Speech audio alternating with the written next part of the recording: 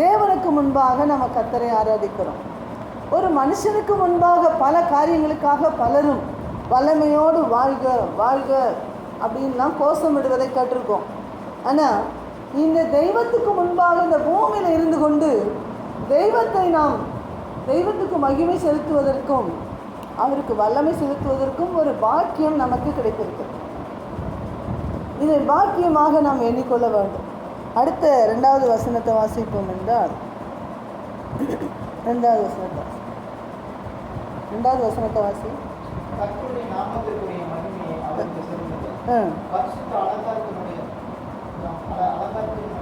கர்த்தரை தொழுது கொள்ள. 2வது சொல்றாரு, 2வது வசனத்துல கர்த்தருடைய நாமத்துக்குரிய மகிமையை செலுத்துங்கள். முதல்ல சொல்லிட்டாரு மகிமை செலுத்துங்கள் அப்படின்னு, வல்லமையாக அதை செய்யுங்கள்னு சொன்னார். 2வது சொல்கிறாரு கர்த்தருடைய நாமத்திற்கு உரிய மகிமையை செலுத்துங்கள். கர்த்தருடைய நாமத்திற்கு ஒரு மகிமை இருக்கிறது, கர்த்தருடைய நாமத்துக்கு ஒரு வல்லமை இருக்கிறது. கர்த்தருடைய நாமத்துக்குரிய மகிமையை செலுத்துங்கள் அப்படின்னு சொல்கிறார். அதில் கருத்தோடு அவர் பேசுகிறத பார்க்க முடியும்.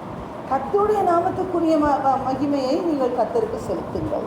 அவருடைய நாமம் என்ன அதிசயம், அவருடைய நாமம் என்ன அற்புதம், அவர் ஸ்தோத்திரம். அப்போது அந்த அதிசயமான நாமத்துக்குரிய மகிமையை செலுத்துங்கள் அப்படின்னா அதிசயங்களை செய்கிற தேவன், அந்த அற்புதங்களை செய்கிறவர், அவருடைய நாமமே அதிசயம்தான். அவருடைய நாமத்தை சொல்லும்போது அதிசயம் நடந்து கொண்டே இருக்கும். அவருடைய நாமத்தை குறித்து அவருக்கு மகிமை செலுத்தும் போது அற்புதம் நடந்து கொண்டே இருக்கும். அவருடைய நாமத்தை குறித்து நாம் பேசும்போது அற்புதம் நடந்து கொண்டே இருக்கும்.